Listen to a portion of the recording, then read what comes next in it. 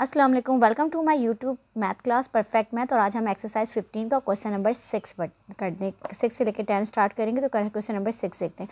How many bricks will be required to build a wall. एक wall बनानी है जिसकी लेंथ मुझे 30 मीटर दे रहा है, जिसकी थिकनेस यानी कि ब्रेथ मुझे 50 दे रहा है और जिसकी हाइट मुझे कितनी दे रहा है 2.5 मीटर। अच्छा, ये वाला यूनिट जो है वो सेंटीमीटर में, मैं इसको मीटर में कन्वर्ट करूँगी। उसके अलावा जो एक ब्रिक है उसकी लेंथ हमें 20 दे रहा है, विद हमें 10 दे रहा है एंड उसकी हाइट जो दे रहा है हमें 7.5 इस तरह दे रहा है। तो हाउ मेनी ब्रिक्स रिक्वायर्ड हैं। तो आइए स्टार्ट करते हैं। वॉल कितनी दे रहा है मुझे 30 मीटर। इसी तरह ब्रेथ ऑफ वॉल, अभी हम वॉल पे काम करें, ये 50 सेंटीमीटर था। तो देखें मीटर से सेंटीमीटर से मीटर में जाते हैं तो 100 से डिवाइड करते हैं। जब पॉइंट नज़र ना आए तो वो लास्ट में होता है, आपने 2 मूव कर देना। तो ये आंसर आ जाएगा 0.50। और इसकी वॉल की हाइट कितनी दे रहा है, वो हमें दे रहा है 2.5 मीटर।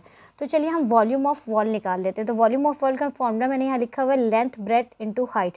तो आपने 30 को मल्टीप्लाई कर देना है 0.50 से और 2.5 से। तो आपके पास ये मीटर क्यूब में आ जाएगा वॉल्यूम ऑफ वॉल। आंसर मेरे पास आ गया 37.5 मीटर क्यूब। इसी तरह हमें एक जो ब्रिक थी उसकी लेंथ मुझे कितनी दे रहा था, ये दे रहा था 20 सेंटीमीटर। तो अभी सेंटीमीटर में दे रहा है तो हम इसको डायरेक्ट मीटर में कन्वर्ट कर देते हैं। ये 0.20 हो जाएगा, 100 से डिवाइड कर दीजिएगा। इसकी लेंथ ब्रेथ हमें दे रहा है, चौड़ाई इसकी दे रहा है 10 सेंटीमीटर। तो ये हो जाएगी 0.10 मीटर। मैं इसको मीटर में कन्वर्ट कर रही हूँ। और हाइट इसकी कितनी दे रहा है 7.5 सेंटीमीटर। तो इसको भी आपने कन्वर्ट, देखें ये इधर है पॉइंट, तो आपने इसको 2 दफ़ा मूव करना है। 100 के नीचे 2 0 होते हैं, 2 दफ़ा मूव, 1 और 2, ये पॉइंट यहाँ आ गया। तो देखें पॉइंट के इधर कुछ नहीं है तो 0.075 लिख दीजिएगा, 0.075 और एक 0। अब हमें इसी तरह वॉल्यूम ऑफ ब्रिक मालूम करना है। तो हम इन सबका फॉर्मूला इन सबको मल्टीप्लाई कर देंगे, लेंथ ब्रेथ एंड हाइट को। 0.20 मल्टीप्लाई बाय 0.10 मल्टीप्लाई बाय 0.075। तो ये हमारे पास वॉल्यूम ऑफ ब्रिक आ जाएगा 0.0015 मीटर क्यूब। मेरे पास आंसर आ गया।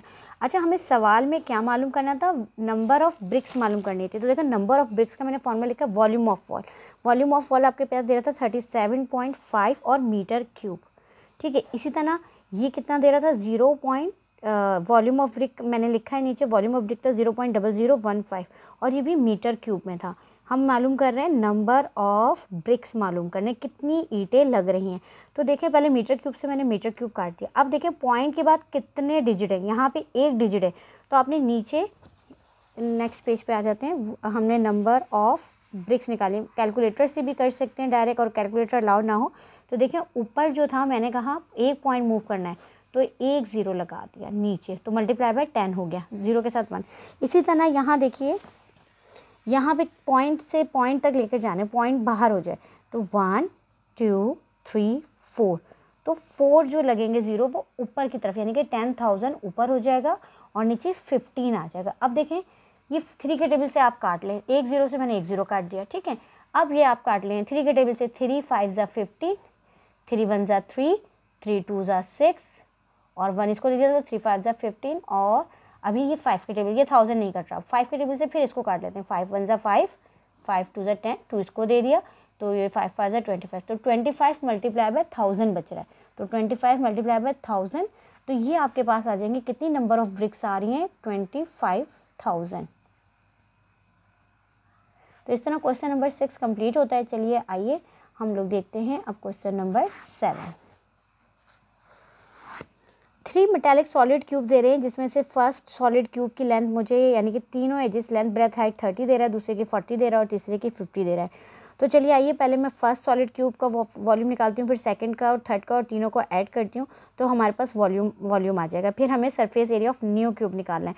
तो चलिए सबका इंडिविजुअल काम। Number of first solid cube लिखा, लेंथ आपने इस दफ़ा कितनी लिखी है, फर्स्ट एज आपको दे रहा है 30, तो आपने 30 का क्यूब का मतलब है 30 को आपने 3 टाइम मल्टीप्लाई कर देना है।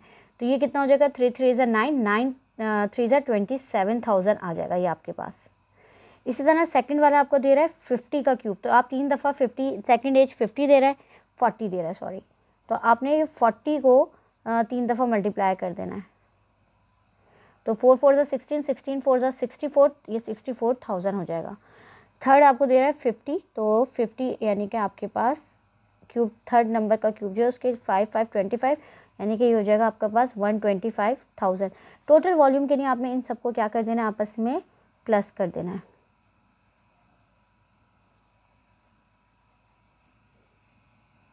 वॉल्यूम आपके पास आ गया 216,000। ठीक है, ये वॉल्यूम आया किस में था, यूनिट आप देख लीजिएगा सेंटीमीटर क्यूब में।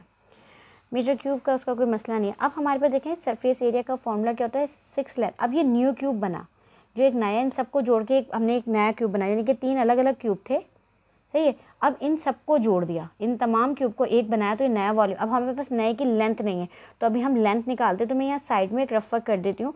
तो वॉल्यूम का फॉर्मूला आपको पता है क्या होता है, एल क्यूब। तो वॉल्यूम इस दफ़ा हमें गिवन है 216,000 और यहाँ पे क्या है, एल क्यूब।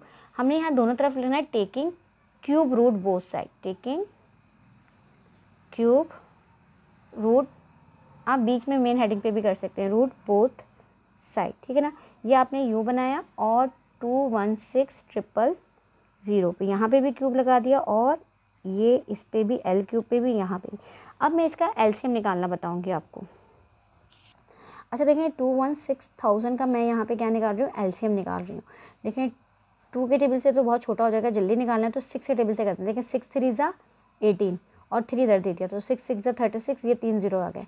फिर 6 6 ज़ा 36, ये 3 0 ऐसे ही चलेंगे, और 6 1 ज़ा 6, ये 1000। अब देखिए 10 के टेबल से कर लें, 10 1 ज़ा 10 और 2 0 ऐसे ही उतर गए, तो ये 100 हो गया। फिर 10 1 ज़ा 10 और 10 1 ज़ा 10। अब ये देखें ये 3 के पेयर बने, तो यहाँ देखें 6 के 3 क्यूब बने थे मेरे पास। तो देखें 6 को आपने इस तरह 3 दफ़ा मल्टीप्लाई में ऐसे लिख देना है, और 10 को भी 3 दफ़ा ऐसे ही लिख देना है, और रूट इसके ऊपर। यहाँ पे भी अभी मैं काट नहीं रही हूँ, दोनों के रूट क्यूब रूट एक साथ काटूँ। अब देखिए ये 3 की पावर बन गए, ये भी 3 है, तो आपने 3, अब ये देखें ये ऐसे क्या 6 के ऊपर भी क्यूब बना दें और 10 के ऊपर भी क्यूब बना दें, ठीक है। और ये तो हमारे पास एल पे क्यूब रूट था ही। ये देखिए इस 3 ने इस क्यूब रूट को काट दिया, तो एल बाहर निकल जाएगा। इसी तरह इसने इसको काटा, इसने इनको काट दिया, तो ये 6 मल्टीप्लाई बाई 10 हो गया। और ये लेंथ, यानी कि नए जो क्यूब निकाला है मैंने 6 10 ज़ा 60 सेंटीमीटर। तो ये देखें ये वाला जो क्यूब मैंने कहा था, इन तीनों को जोड़ने से जो नया क्यूब बना था, तो इसकी लेंथ खाली कितनी थी, एक एज की 60 थी। तो तमाम एजेस 60 60 थे। तो अब देखें सरफेस एरिया न्यू उसका निकालना है, तो surface area of new cube के लिए आपने क्या करना है, 6 और एल स्क्वायर है, एल का मतलब क्या है 60 का स्क्वायर। तो आपको पता है 60 को आपने 2 दफ़ा मल्टीप्लाई बाय 60 कर देना है। तो मैंने 60 को 60 से मल्टीप्लाई किया, 3600 हो गया। इसको इससे करेंगे तो 21,600, यानी कि surface area of new cube आपके पास आ गया। इस तरह आपका क्वेश्चन नंबर 7 कंप्लीट होता है। आई होप आपको अच्छे से समझ आया होगा। Find the volume and the total surface area, यानी कि सवाल में आपने वॉल्यूम और टोटल सरफेस एरिया निकालना है, ठीक है। सिलेंडर का जिसका रेडियस हमें 7 सेंटीमीटर दे रहा है और उसकी हाइट, तो चलिए आइए देखते हैं सवाल को। वॉल्यूम मालूम करना है मैंने, क्वेश्चन मार्क। सरफेस एरिया मुझे मालूम करना है, मुझे क्या दे रहा है, रेडियस आर दे रहा है मुझे कितना 7 सेंटीमीटर, और उसकी हाइट दे रहा है, हाइट मुझे कितनी दे रहा है 30 सेंटीमीटर। दोनों यूनिट सेम है, तो हमने लिखेंगे, अच्छा हम फॉर्मूला लिख देते हैं, वॉल्यूम ऑफ सिलेंडर, ठीक है ना। सर्कुलर सिलेंडर बोल रहा है, तो वो आप सर्कुलर भी लिख दीजिएगा। सिलेंडर मैं यहाँ सर्कुलर बाद में लिख रही हूँ, आप पहले भी लिख सकते हैं, ठीक है। वॉल्यूम ऑफ इसका फॉर्मूला है पाई आर स्क्वायर एच। तो देखें पाई की वैल्यू अगर गिवन नहीं होती तो डेटा में यहाँ डाल लीजिए, पाई गिवन नहीं है तो 22/7 आपने लिखना है। तो देखिए मैंने यहाँ 22/7 लिख दिया। आर की जगह कह रहा है 7 का स्क्वायर डाल दें, और इसकी जगह आपने 30 डालना है। तो देखें 20/7 कर दिया मैंने, 7 मल्टीप्लाई बाय 2 दफ़ा 7 लिख दीजिए। अच्छा ये 22 है, देखें 7 से 7 कट गया। अब इन 22 मल्टीप्लाई बाय 7 मल्टीप्लाई बाय 30 कर दें, तो आपके पास वॉल्यूम ऑफ सर्कुलर सिलेंडर आ जाएगा। कि मैंने इन तीनों को आपस में, यानी कि 37 और 22 को मल्टीप्लाई करेंगे तो 4620, यानी कि वॉल्यूम ऑफ सर्कुलर सिलेंडर आ गया। सेकंड पार्ट है इसका सरफेस एरिया। देखिए सरफेस एरिया में हमारे पास क्या दे रहा है, एरिया ऑफ 2 बेसिस, यानी कि इसके 2 बेसिस हैं। एक सर्कुलर बेस यहाँ पे, ठीक है ना, जिसका रेडियस आपको दिया हुआ है, एक सर्कुलर बेस आप यहाँ पे। तो हम इसका फॉर्मूला लिखेंगे किसका, surface area of circular cylinder का, surface area of circular cylinder, CYLINDER। Cylinder का फॉर्मूला आपने क्या लिखना है, एरिया ऑफ कर्व सरफेस यानी कि ये कर्व सरफेस कहलाएगा इसका, ठीक है ना, ये जगह, ठीक है ना, एरिया ऑफ कर्व्ड, और ये बुक में मेंशन है आपके फॉर्मूले कर्व सरफेस, और second area of two basis. तो देखें इसके लिए फॉर्मूला हमारे पास है 2πr/h, और इसके आपका फॉर्मूला क्या हो जाएगा 2, और 2 सर्कुलर बेस हैं तो πr²। अब देखें आपने क्या करना है, 2 पाई की जगह आपने डालना है 22/7, r की जगह आपने 7 डालना है, और h की आपकी हाइट दे रहा है 30। 2 दिखा, फिर पाई की वैल्यू दे रहा है आपके पास 22, मल्टीप्लाई के साइन लगाते जाएगा अपॉन 7, और r का स्क्वायर है तो इस दफ़ा मैं स्क्वायर को इसी तरह 7 मल्टीप्लाई बाय 7 करती हूँ। देखें 7 से 7 यहाँ कट गया, 7 से 7, 22 को 2 से मल्टीप्लाई किया तो 44 को 30 से करके लिख लेते हैं।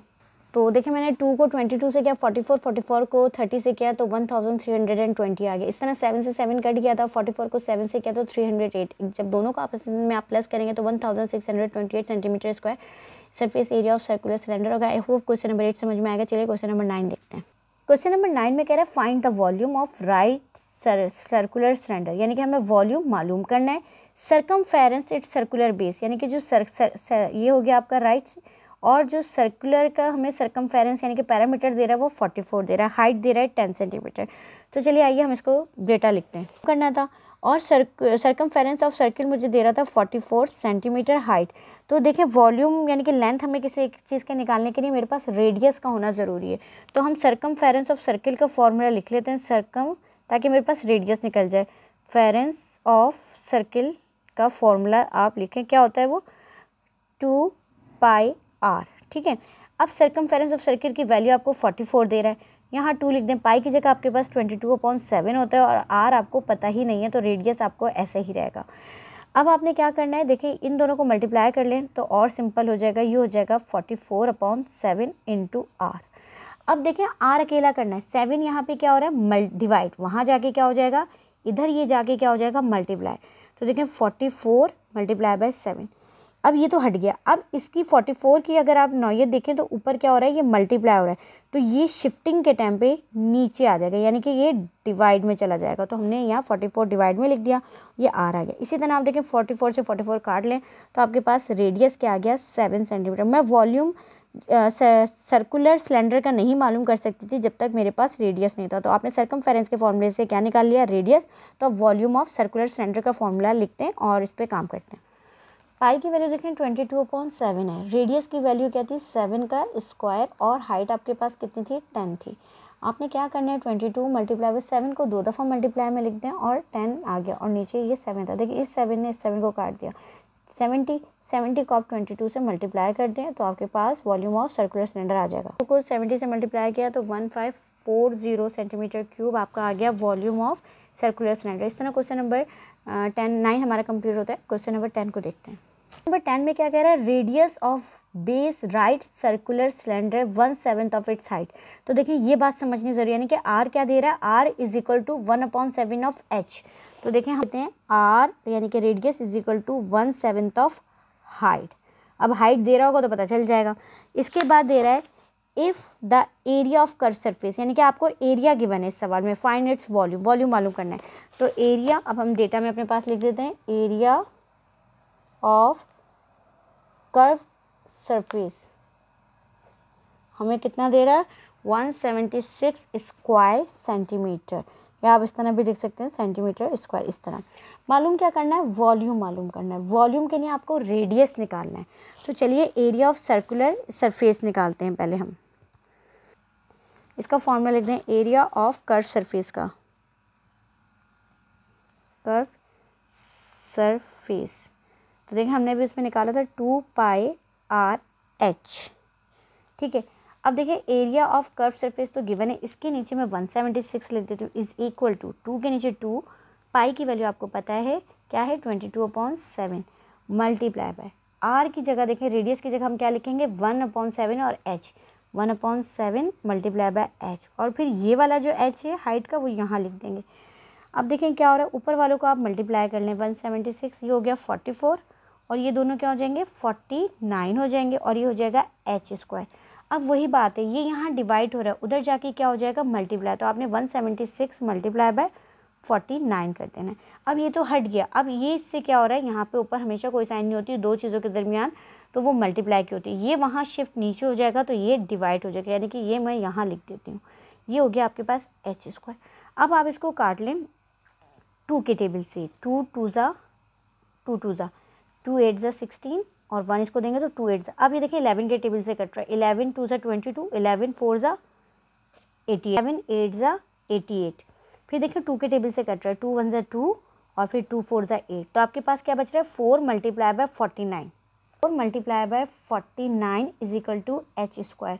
4 9 ज़ा 36, 3 इधर देंगे, 4 4 ज़ा 16 और 3 19। तो आपके पास एच स्क्वायर कितना आ गया, 196। तो आइए 196 के फैक्टर बनाते हैं। अच्छा यहाँ पे आप लिख दें, हमें खाली एच की वैल्यू पता करनी है, तो taking square root both side, तो दोनों पे देखें इस तरह बना देंगे स्क्वायर रूट। अब 196 के आपको डायरेक्ट स्क्वायर के फैक्टर आते हैं तो बहुत अच्छी बात है, और नहीं आते तो आप इस तरह एलसीएम निकालें। 2 8 ज़ा 16, 2 9 ज़ा 18 और 1 इसको 2 8 ज़ा 16। फिर इवन नंबर आ रहा है, 2 4 ज़ा 8 और 2 9 ज़ा 8। 7 के टेबल से कर लें, 7 7 ज़ा 49 और 7 1 ज़ा 7। ये देखें 2 2 के पेयर आ गए। तो ये आपके पास ऐसे हो गया 2 मल्टीप्लाई बाई 2 और 7 मल्टीप्लाई बाई 7। वैसे डायरेक्ट फैक्टर जिनको पता हो तो ये 14 का स्क्वायर बनता है। तो ये एच स्क्वायर यानी कि 2 पे अपने भी स्क्वायर लगा देना, यानी कि 2 दफ़ा है, और ये भी 7 2 दफ़ा है। अब इसने इनको रूट को काट दिया, इस एच ने इसको, तो हमारे पास हाइट कितनी आ गई, 14 सेंटीमीटर आ गई। अब ये देखें हमारे पास रेडियस निकालना है, तो रेडियस क्या था, 1/7 ऑफ एच। अभी हमारे पास रेडियस नहीं है तो हम वॉल्यूम पे काम ही नहीं कर सकते, एच की जगह आप 14 लिख देंगे, 7 2 ज़ा 14। तो रेडियस हमारे पास क्या आ गया, 2 सेंटीमीटर। तो अब वॉल्यूम का, वॉल्यूम ऑफ सर्कुलर सिलेंडर का फॉर्मूला लिख दीजिएगा, क्या होता है, पाई आर स्क्वायर एच। तो पाई की वैल्यू आपके पास 22/7 है, और आर की वैल्यू में स्क्वायर लगाना तो मैं 2 दफ़ा उसको खोल के लिख देती हूँ, और इसकी 14 है। तो देखें 7 2 ज़ा 14, 2 2 ज़ा 4, 4 2 ज़ा 8, 8 को 22 सर्कुलर सिलेंडर यानी कि 2 2 ज़ा 4, 4 2 ज़ा 8 को 22 से मल्टीप्लाई करेंगे तो 176 यूनिट हमारा सेंटीमीटर क्यूब में चल रहा था। तो ये हमारे पास आ गया volume of circular cylinder. I hope आपको क्वेश्चन नंबर 6 7 8 और 9 10 बहुत अच्छे से समझ में आएंगे। आप अगर मेरे चैनल पे आने वाले नए हैं तो मेरी वीडियो को लाइक कीजिए, सब्सक्राइब कीजिए और बेल आइकन प्रेस कीजिए। Thank you so much.